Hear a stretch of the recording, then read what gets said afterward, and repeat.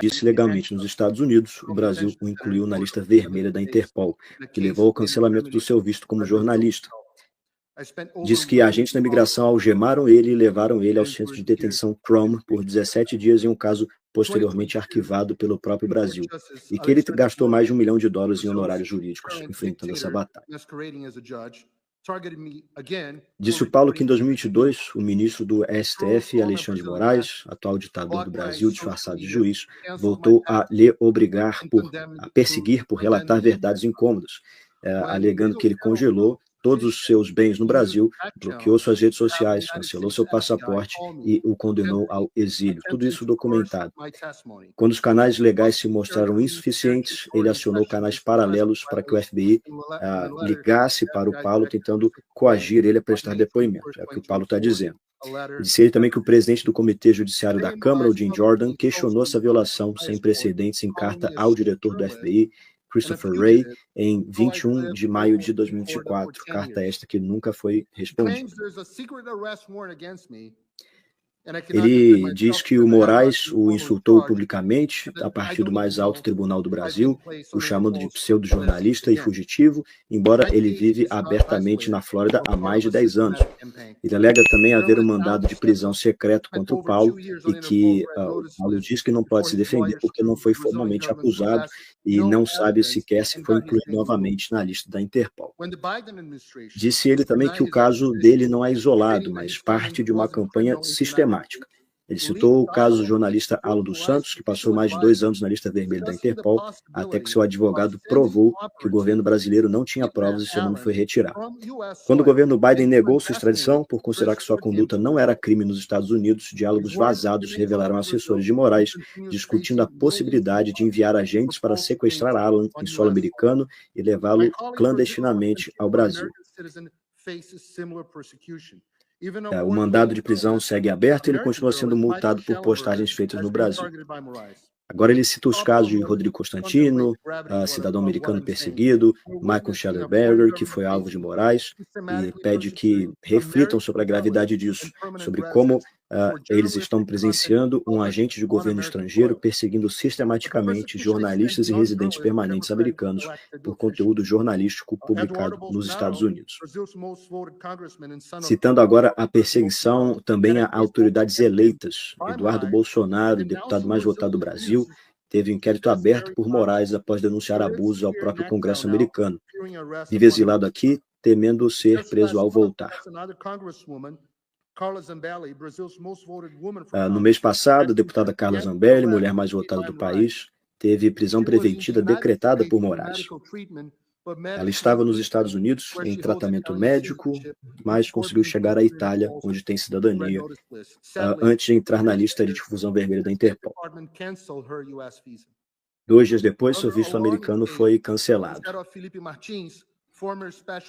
Outro caso alarmante é o de Felipe Martins, ex-assessor do presidente Bolsonaro. Sistemas de alfândega americana, CBP, mostraram falsamente que ele havia entrado nos Estados Unidos, embora estivesse sob vigilância no Brasil. Essa entrada fabricada foi usada por Moraes para justificar sua prisão por 6 meses sem acusação formal. O CBP corrigiu o erro, mas só após forte pressão jurídica.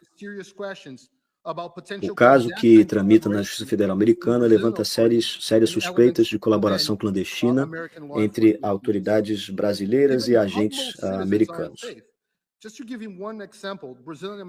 Disse o Paulo que nem mesmo cidadãos humildes estão a salvo. Cita aqui o caso da diarista brasileira americana Flávia Magalhães, que teve a sua prisão decretada por postagens nas redes sociais criticando o sistema eleitoral brasileiro feitas em solo americano. Cita agora o caso do Chris Pavlovski, CEO da Rumble, e o Elon Musk, que também são alvos de perseguição sistemática de Moraes. Diz o Paulo que Moraes tentou transformar empresas americanas de tecnologia em instrumentos involuntários de sua repressão. Um número desconhecido de brasileiros teve contas bloqueadas por ordem dele, inclusive residentes nos Estados Unidos. Gigantes como Meta, X e Rumble foram ameaçados com multas milionárias e prisão de executivos caso não compartilhassem dados de pessoas em solo americano com Moraes. Ele diz: não acreditem apenas em mim. Sob essas ameaças, a Rumble processou Moraes na justiça americana. Em 25 de fevereiro de 2025, a juíza federal Mary Scriven declarou que as ordens eram inaplicáveis nos Estados Unidos e proibiu a sua execução. A resposta de Moraes foi imediata e vingativa, declarou o CEO Chris Pavlovski um criminoso e baniu a plataforma do Brasil. Esse uso do medo corporativo levou à saída temporária do X do Brasil em 2024. Elon Musk continua sendo investigado e até a empresa SpaceX, sem relação direta, foi alvo. Frente a tais represálias, empresas como Google e Meta obedecem a ordens de Moraes mesmo sem reconhecer a sua legitimidade ou reconhecendo sua ilegitimidade. Disse ele que as implicações para a segurança nacional dos Estados Unidos são enormes. Imagine se qualquer juiz de qualquer país pudesse obrigar empresas americanas a fornecer dados sobre pessoas em solo americano. O Departamento de Justiça dos Estados Unidos enviou uma carta de advertência ao Brasil em 7 de maio de 25, instruindo autoridades brasileiras a não invadir jurisdição americana. Ele repete o seu alerta urgente ao Congresso dos Estados Unidos, feito no ano passado. Sem ação decisiva dos Estados Unidos, teremos uma Venezuela turbinada no coração da América do Sul. Desde então, a situação piorou bastante.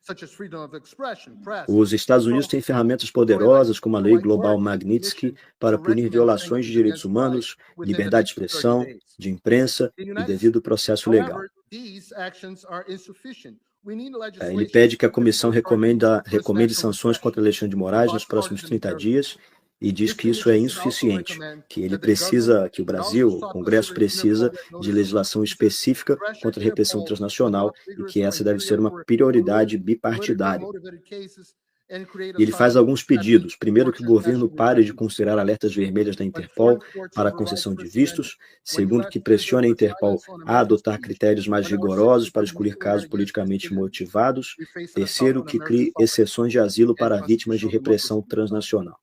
Diz ele que quando os tribunais estrangeiros atropelam a primeira emenda, quando cidadãos americanos são silenciados por exercer sua liberdade nos Estados Unidos, quando nossos sistemas são manipulados contra dissidentes, que nós enfrentamos um ataque à soberania americana e à própria democracia constitucional. O Trump voltou. Isso já deve ter tirado um peso das suas costas. Mas e o Brasil? O nosso país continua atolado e achar que só a vitória do Trump vai resolver tudo é ilusão. Nada vai mudar sozinho. E pode ter certeza de uma coisa: ficar xingando muito nas redes sociais não vai fazer diferença nenhuma. Você vai continuar esperando alguém fazer alguma coisa por você? Um político? Um salvador da pátria? Esquece. Se ninguém tomar uma atitude, nada acontece. Eu estou fazendo a minha parte. Eu parei a minha vida por isso. Mas, se você quer saber como pode ajudar sem precisar largar tudo, a resposta é simples: apoiando quem está na linha de frente. Sem esse apoio, sem essa linha de suprimento, esse trabalho morre. Sem estrutura, ninguém avança. Então acessa www.paulofigueiredoshow.com/apoie e com $5 por mês você pode fazer parte disso. Se puder mais,